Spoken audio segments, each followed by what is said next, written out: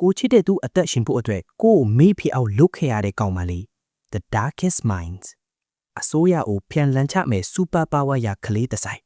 ပရိသတ်ကြီးရေဒီနေ့ကျွန်တော်ပြောပြမယ်ကားလေးကတော့နည်းနည်းတော့ထူးဆန်းတယ်ဗျကဘာပေါ်မှာကလေးတွေကြည့်ပဲတေးတဲ့ယောဂါဆိုကြီးထီပြီးမတေးပဲကြံခဲ့တဲ့ကလေးတွေကမျိုးဗီဇတွေပြောင်းပြီး X-Men တွေလို super power တွေရလာတဲ့အကြောင်းပါကြည့်ပါဦးဗျအဲ့လို power ရလာတာကိုအစိုးရကကြောက်ပြီးကလေးတွေကိုစကန်တွေထဲဖန်တီးထားတာဗျ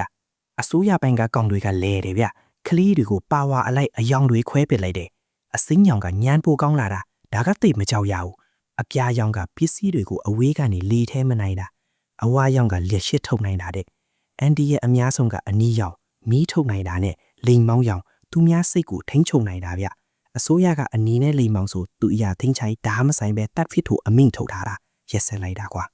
ဇလန်းရဲ့ဇလိုက်ကြောမမရူဘီကတော့လိမ်မောင်းရောင်အန်ဒီရဲ့ကောင်လေးဗျသူကငငယ်ကလေးကသူ့ပါဝါကိုမထိန်းနိုင်လို့ကို့အမေကိုတောင်သူ့ဘသူမှန်းမသိအောင်မညံတွေဖြတ်ဖိမိတယ်အဲ့ဒါနဲ့ပဲအဖမ်းခံရပြီးစခန်းကိုအပိုခံလိုက်ရတယ်ဒါပေမဲ့ဒီကောင်မလေးကမအားဘူးဗျသူ့ကိုသူအစိမ်းရောင်ပါဆိုပြီးစစ်ဆေးတဲ့ဆရာဝန်ကိုစိတ်ညှို့ပြီးလိမ့်လိုက်က6နှစ်တောင်အေးဆေးအသက်ရှင်သွားတယ်ဒါပေမဲ့တနေ့တော့ရူဘီလိမ်မောင်းရောင်မှန်းပေါ်သွားတော့ဗျတေးဒီပေါ့အဲ့ချိန်မှာဆရာဝန်မတယောက်ကသူ့ကိုကဲထွက်သွားတယ်ဒါပေမဲ့ပရိသတ်ကြီးတည်တဲ့အတိုင်းပဲလောက်ကကြီးမှာအလားကားရတဲ့အရာမရှိဘူးလေအဲ့ဆရာဝန်မအဖွေးကလည်းရူဘီကိုလက်နဲ့သဘောမျိုးတုံးချင်တာရူဘီကအဲ့ဒါကိုရေးမိသွားတော့လစ်ပြီးပေါ့ဗျ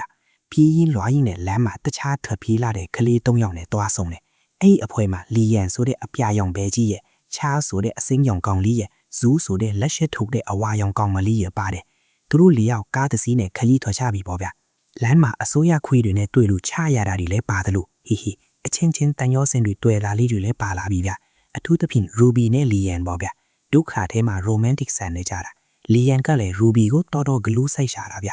နောက်ဆုံးတော့သူတို့ကကလေးတွေကြီးပဲလွတ်လွတ်လပ်လပ်စုနေတဲ့စခန်းတစ်ခုကိုရောက်သွားတယ်အဲ့ဒီစခန်းခေါင်းဆောင်ကလန်စီကတန်မတော့ရတဲ့သားတယ်သူကလည်းရူဘီလိုလိမ်မောင်းရောင်ပဲဗျအစိုးကတော့ကလေးတွေကိုကဲတင်နေတဲ့လူကောင်ကြီးမှတာနောက်မှတောက်ချင်းရုပ်တဲ့ကောင်ဆိုတာပေါ်လာတာပဲဒီကောင်ကကလေးတွေကိုစစ်သားကြီးဖွဲ့ပြီးအစိုးရကိုပြန်ချဖို့လုပ်နေတာပြီးတော့ရူဘီကိုပါသူ့ဘက်ပါအောင်လာသိမ့်သွင်းနေသေးတာရုပ်ကိုကခတ်ချပူယုံမှုကျွန်တော်ကတော့အစာကလေးကဒီကောင်ကိုသဘောမကျပါဘူးအိမ်မှာပြဿနာတက်ပြီးလေကလန်စီကသူ့စကားနားမထောင်တဲ့လီယန်တို့ကိုနှိပ်စက်ဖို့လုပ်တော့ရူဘီကဒေါသထပ်ပြီးပါဝါဒီအကုန်ထုတ်သုံးတော့တာပဲရူဘီကကလန်စီစီးတာတဲ့ဟယ်လီကော်ပတာကိုပါအောက်ဆွဲချပစ်လိုက်တာပရိသတ်ကြီးအရှင်ခန်းကြီးကတော့အတော်မိုက်တယ်ဒါပေမဲ့စက်တင်းကနည်းနည်းဆွေးတယ်ဗျတိုက်ပွဲမှာလီယန်ကတန်းရအဖင်းထန်ရသွားတော့ရူဘီကခုနကသူ့ကိုကဲခဲ့တဲ့ဆရာဝန်မအဖွဲကိုအကူညီလန်းတောင်းလိုက်ရတယ်အဲ့ဒီအဖွဲကလီယန်ကိုစေးကူပေးမယ်အပြန်အလန်းနဲ့ရူဘီကသူ့အဖွဲမှာဝင်လုတ်ပေးရမယ်ပေါ့ဒီတော့ရူဘီကလီယန်ကိုထားဖက်ရတော့မယ်လေအဲ့မှာအဆွေးဆုံးအခန်းရောက်ပြီးဗျရူဘီကလီယန်ကိုနှုတ်ဆက်နန်းကြီးနဲ့သူ့အကြောင်းမှတ်ဉာဏ်တွေကိုလီယန်ခေါင်းထဲကနေဖြတ်ပြလိုက်တယ်ဗျခေါင်းလေးကမြင့်လုံးလဲပွင့်လာတော့သူ့ရှေ့ကရူဘီကိုသူ့စိမ့်တောင်လို့ကြည့်ပြီးထွက်သွားလေအခန်းကတော့ရင်ကွဲစရာကြီးဗျကိုချစ်တဲ့သူအသက်ရှင်ဖို့အတွက်ကိုကိုမေ့ဖြစ်အောင်လှုပ်လိုက်ရတဲ့ကောင်းမလေးနဲ့အချစ်ကဘလောက်ကြီးမားလိုက်လဲစင်စာသားကြည့်ကြတော့ဗျ